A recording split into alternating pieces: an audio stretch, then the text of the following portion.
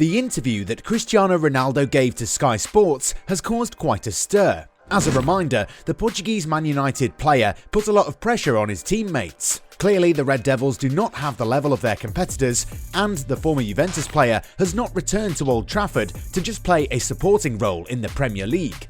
And it appears that his teammates do not appreciate the fact that they're being called out for being bang average from someone who's won quite a lot of trophies in recent years. Was Ronaldo out of order? We don't think so. Reportedly, Paulo Dybala has refused to sign an extension with Juventus, which has given a rival club the chance to snap him up for free. Olympique Marseille are set for a very busy transfer window, and they've identified two players who can help the club get even better in the coming months. Newcastle United's transfer window is gathering speed, and they've identified yet another defender who's going to cost them a fortune. Before we get started, we want to share the sponsor of today's video. The OneFootball app is the ultimate football platform and is a must-have for every football fan, so that you can follow all of your favourite leagues, teams and players all the time right from your phone. You can be sure to turn on notifications for specific players to be instantly alerted when they score a goal or when they're involved in other breaking news. It is the best and easiest way to stay up to date with everything football. Click the link in the description down below to download the app right now. You won't regret it. The transfer window gong will sound in a little over 2 weeks, but Newcastle are going at full speed. With a whole new financial power since the takeover by the Saudis, the English club are signing cheques all out to try and strengthen as much as possible this month. The goal is clearly to get out of this 19th place in the Premier League standings that they're stuck in. The Magpies have already made their first winter reinforcement. From Atletico Madrid, Kieran Trippier had been recruited for about €40 million. The Englishman has just been quickly followed by Burnley striker Chris Wood.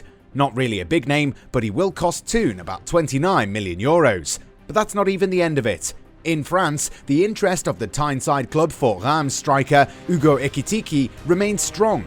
The Champenois club are speaking with their English counterparts and want no less than €40 million plus bonuses included for their star player. But it's still not over.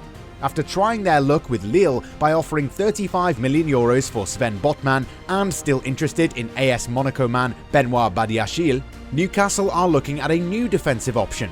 The Times claims that the Brazilian from Sevilla, Diego Carlos, is still one of Newcastle's priorities. Better yet, the Magpies will offer no less than €33 million to the Andalusians to snatch the former Nantes citizen, whose contract expires in 2024. As a reminder, Sevilla paid €15 million in 2019 to sign him. A little more than a week after having kicked Viktor Goncharenko from the sidelines, Krasnodar have found his replacement in the shape of Daniel Farke. The former Norwich City manager has signed a contract until June 2024. The German coach, who is now at his third club, has the task of redressing the Russian club that only has 2 wins in all competitions in the last 7 matches and is now 5th in the Premier League. Looking for a new striker for this winter transfer window, Olympique Marseille have finalised the arrival of Cedric Bakambu for free. The former Sochaux and Villarreal scorer has signed up for 2.5 seasons. So Marseille have found their new striker. The Marseille club had shown an interest in the situation of Bakambu, a free agent since his departure from China after spending 4 seasons at Beijing Guoan. And to compensate for the departure of Bamba Dieng for the 2021 African Cup of Nations and the mixed season of Arkadiusz Milik, whose future is still uncertain, Marseille have enlisted the services of Bakambu. Olympique de Marseille today announced the signing of Congolese international Cedric Bakambu. Free from any contract, the 30-year-old striker has signed up to the Olympian club until June 30th, 2024, after passing his medical, read the statement from the Olympian club. The Congo international had been looking at a chance to return to European football, and once the option was presented, he just went for it.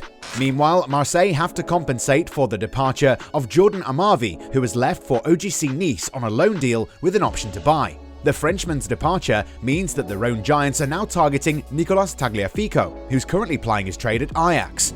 Jorge Sampaoli is a huge fan of his fellow countrymen, and it's being stated that Marseille already have made an approach. However, since they don't have funds available, they can only go for a loan with an option to buy. But the matter is a little bit complicated.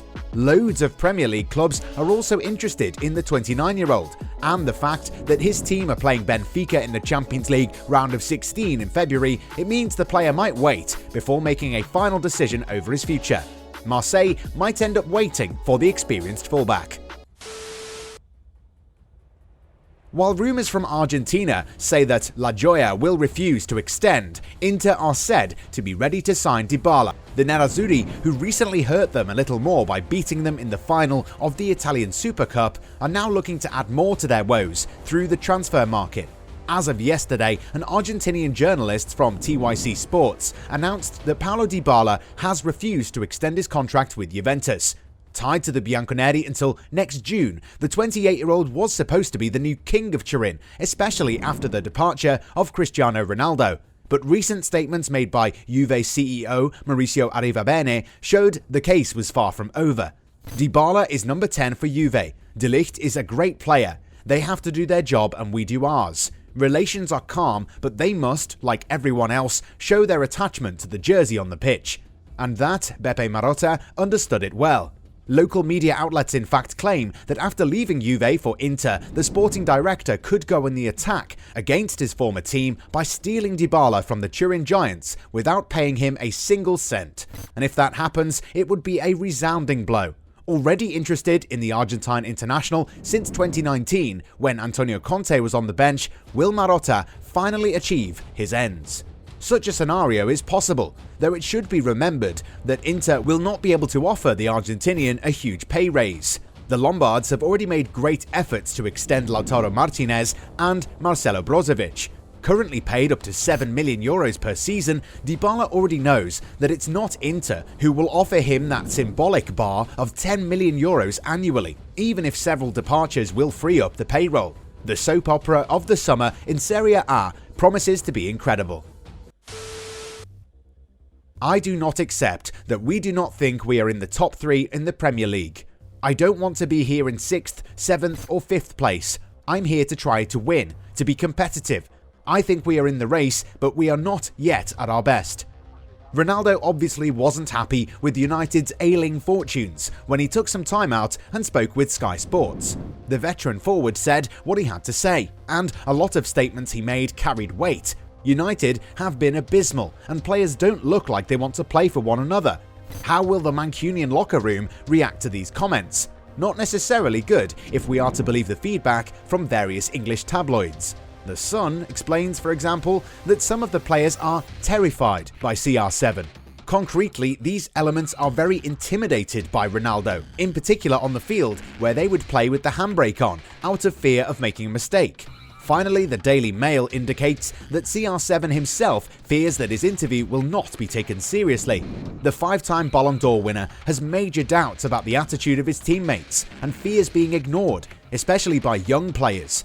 After the episode, Ronaldo makes his law in the canteen of MU, the media adds that the episode, Ronaldo is surprised not to see his partners work more indoors after training, has also been released. It's definitely not a great time to be at Carrington these days, but to be honest, we've got to agree with Ronaldo here. The younger players are supposed to listen to the senior players who have the experience and know what they're doing. If the likes of Marcus Rashford and Mason Greenwood do not appreciate the advice given to them by a senior player of Ronaldo's stature, then it clearly shows that their attitude is all wrong, and that if they really want to play football where they can do whatever they want to do unchecked, then maybe the Premier League is not the place for them.